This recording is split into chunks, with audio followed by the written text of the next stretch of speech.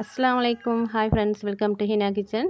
இன்றைக்கும் ஒரு புதிய வீடியோனோட உங்களை சந்திக்கிறேன். வீடியோ லாஸ்ட் வரை ஸ்கிப் பண்ண பாருங்கள். இந்த வீடியோ உங்களுக்கு யூஸ்ஃபுல்லாகவும் இன்ட்ரெஸ்ட்டாக இருக்கும்னு நினைக்கிறேன். உங்களோட வீட்டில் சின்னவங்க இருந்தால் இந்த ப்ரௌனியை நீங்கள் ஒரு முறை சரி செஞ்சு கொடுத்து பாருங்கள். திரும்பவும் கேட்பாங்க இதே போல் செஞ்சு தாங்கன்ட்டு. அப்படி டேஸ்ட்டாக இருக்கும். ப்ரௌனின்றாலே டேஸ்ட் தானே. அப்போ அதுவும் நீங்கள் உங்களோட கையால் புள்ளைகளை செஞ்சு கொடுக்கண்டா இன்னும் கொஞ்சம் சந்தோஷப்படுவாங்க. வாங்க எப்படி செய்யுதுன்னு பார்ப்போம். இந்த ப்ரௌனி செய்கிறதுக்கு வந்து டார்க் சாக்லேட் வேணும். அதோட வந்து நீங்கள் டார்க் சாக்லேட் எந்த பிராண்டுனாலும் எடுத்துக்கலாம். இந்த டார்க் சாக்லேட் வந்து நீங்கள் நல்லா துருவி எடுத்துக்கோங்க சின்னதாக. அப்போ தான் உங்களுக்கும் அதை வந்து டபுள் பாயில் பண்ணையில். இப்போ இதுக்கு தேவையான இன்க்ரீடியன்ஸ் எல்லாம் நான் வந்து ரெட் காமனில் பின் பண்ணி வைக்கிறேன். நீங்கள் அதில் போய் பாருங்கள். இப்போ டார்க் சாக்லேட்டையும் நாங்கள் பட்டரையும் சேர்த்து டபுள் பாயில் பண்ணணும். டபுள் பாயில் பண்ணுறதுனா ஒரு பாத்திரத்தில் இப்படி தண்ணி ஊற்றி நல்லா கொதிக்க வைங்க. கொதித்த பிறகு இன்னொரு பாத்திரத்தில் இப்படி சாக்லேட்டையும் அந்த பட்டரையும் போட்டு டபுள் பாயில் பண்ணணும். இந்த டைமுக்கு நீங்கள் இந்த மேலுக்கு வச்ச பாத்திரம் வந்து அந்த தண்ணியில் படாத மாதிரி இருக்கணும். அப்போ தான் வந்து நல்லா டபுள் பாயில் ஆகி வரும். இப்போ நீங்கள் இப்படி நல்லா மெல்ட் ஆகி வர சொல்ல ஒரு அரைவாசியில் மாதிரி நீங்கள் அந்த மேல் பாத்திரத்தை நீங்கள் கொஞ்சம் தூக்கி வச்சுக்கணும். அப்போ தான் அது வந்து நல்லா மெல்ட் ஆகி வரும். உங்களுக்கு இது பழக்கம் இருந்தால் இதை செய்யலாம். உங்களுக்கு இப்போ இது செய்கிறதுக்கு நாங்கள் ஓவனை வந்து நாங்கள் ஃப்ரீ ஹீட் பண்ணணும் 10 நிமிஷம். இப்போ அதில் உங்களுக்கு ஒரு 2 நிமிஷம் வச்சு உங்களுக்கு இதை டபுள் பாயில் பண்ணியும் எடுத்துடலாம். அப்போ அது வந்து பிகினர்களுக்கு செய்ய கஷ்டம். அப்போ நீங்கள் இதில் செஞ்செடுங்க. இப்போ பிகினர்களாக இருந்தால் இப்படி செஞ்சு எடுத்துக்கலாம். இப்போ இதை டபுள் பாயில் பண்ணி இந்த சாக்லேட்டை வந்து நாங்கள் நல்லா ஆற வச்சிடணும். இப்போ நாங்கள் ஒரு பாத்திரம் எடுத்துக்கணும். வந்து முட்டை அடிச்செடுக்கிறதுக்கு நாங்கள் பாத்திரம் வந்து ஒரு துளி கூட ஈரம் இருக்கப்படாது. இதுக்கு பெரிய முட்டை 2 சேர்த்துக்கோங்க, சின்ன முட்டை 3 சேர்த்துக்கோங்க. இதுக்கு எந்த வித எலக்ட்ரிக் பீட்டர் எதுவும் தேவையில்லை. வெனிலா எசன்ஸ் 1 டீஸ்பூன், அதோட கொஞ்சம் சால்ட் சேர்த்து ஒரு ஹேண்ட் விஸ்க் கையால் எப்படி அடித்து எடுத்துக்கோங்க. நல்லா அடித்து எடுத்துக்கணும். நல்லா க்ரீமியாக வரைக்கும் இல்லாமைக்கு ஓரளவு இருந்தால் போதும். இதோட நான் ஒயிட் சுகர் ப்ரௌன் சுகர் ரெண்டையும் நான் பவுடர் பண்ணி எடுத்துட்டேன். ரெண்டையும் அந்த அளவுகளில். இப்போ பவுடர் பண்ணி எடுத்துட்டு எங்களுக்கு இப்போ கையால் இப்படி அடிச்செடுக்கிறதால எங்களுக்கு பவுடர் பண்ணி எடுத்து போட்டுனா டக்குன்னு இது அடிபட்டு வரும். இப்படி இப்போ இது அடிபட்டு வரச்சில் நல்ல ஒரு ப்ரௌன் கலர் மாதிரி வருது. ஏன்னா நாங்கள் ப்ரௌன் சுகர் சேர்த்தால.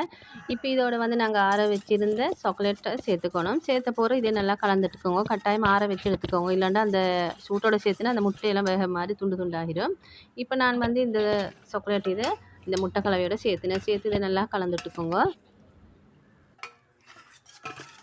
நான் இன்றைக்கு செய்ய எடுத்த கேக் உங்களுக்கு கேக் மாவுக்கு பதிலாக கோதுமை மாவு எடுத்துக்கலாம். கேக் மாவோட வந்து கொக்கோ பவுடர் சேர்த்து நல்லா சளிச்சு வச்சுக்கணும். இதுக்கு வந்து பேக்கிங் பவுடர் பேக்கிங் சோடா எதுவும் சேர்க்குறதில்ல. சளிச்சு வச்சு இந்த மாவை வந்து நாங்கள் இதோட சேர்த்து நல்லா கலந்துட்டுக்கணும். நாங்கள் விஸ்கால் கலக்கிற டைமுக்கு ஒரே பகுதியில் நல்லா கலந்துட்டுக்கோம். அப்போ தான் வந்து உங்களுக்கு அந்த கேக்காக இருந்தாலும் ஒரு ப்ரௌனியாக இருந்தாலும் நல்ல ஒரு டெக்ஸ்சரில் வரும். இப்போ கலந்துட்ட போகிற இன்னும் இப்படி தான் வந்துச்சு. இப்போ இதை ஊற்றுறதுக்காக வேண்டி ஒரு ட்ரேயில் நீங்கள் ஆயில் பேப்பர் இல்லாட்டி பேக்கிங் பேப்பர் போட்டு வச்சுக்கோங்க. நீங்கள் இதை அவனில் வைக்கிறதுக்கு வந்து நீங்கள் ஓவனை ப்ரீ ஹீட் பண்ணி வச்சுக்கணும். ஒவ்வொருத்தரோட ஓவன் வந்து சூடு அளவுகள் எல்லாம் வித்தியாசப்படும். நான் பாவிக்கிறது வந்து சிங்கர். அதனால் 170 டிகிரியில் 10 நிமிஷம் மாதிரி நான் ப்ரீ ஹீட் பண்ணி வச்சுருந்தேன்.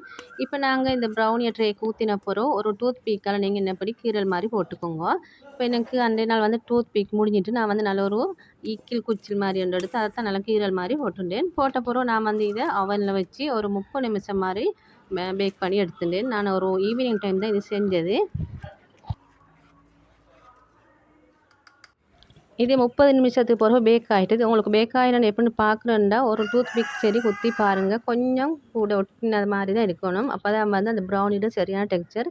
இப்போ கொஞ்சம் சரி ஒட்டாமைக்கு வந்து அதில் கேக் பதம். இப்போ இந்த ப்ரௌன் இப்படி தான் இருந்துச்சு. நான் கட் பண்ணி காட்டுறேன் உங்களுக்கு எப்படின்ட்டு. இது வந்து பிளேன் ப்ரௌனி. உங்களுக்கு இது நட்ஸுகள் போட்டு செஞ்சால் இன்னும் கொஞ்சம் டேஸ்ட்டாக இருக்கும். நட்ஸுகள் சாக்லேட்டுகள் அப்படிகளை போட்டு செஞ்சால் நல்ல டேஸ்ட்டாக இருக்கும். இப்போ இதெல்லாம் சின்னதாக கட் பண்ணி எடுத்துக்கலாம். வேண்டிய சைஸில் கட் பண்ணி எடுத்துக்கலாம். நான் சின்னதாக கட் பண்ணினேன். ஒரு பொட்டில் போட்டு வச்சுட்டேன். ஆனால் இது அன்றைய நாளைக்கு மட்டும்தான் இருக்கும். இது இப்படி பொட்டில் போட்டு வச்சுட்டு அடுத்த நிமிஷமே முடிஞ்சிடும்.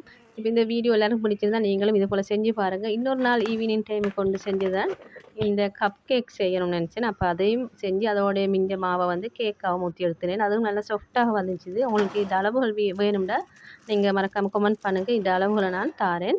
இந்த வீடியோ எல்லாரும் பிடிச்சிருந்தா லைக் பண்ணி உங்களோட ஃபேமிலியான படத்தில் ஷேர் பண்ணி புதுசாக பார்க்க மறக்காமல் சப்ஸ்கிரைப் பண்ணி பக்கத்தில் பெல் ஐக்கன் அழுத்தி ஆல் ஆப்ஷனை கொடுத்துக்கோங்க.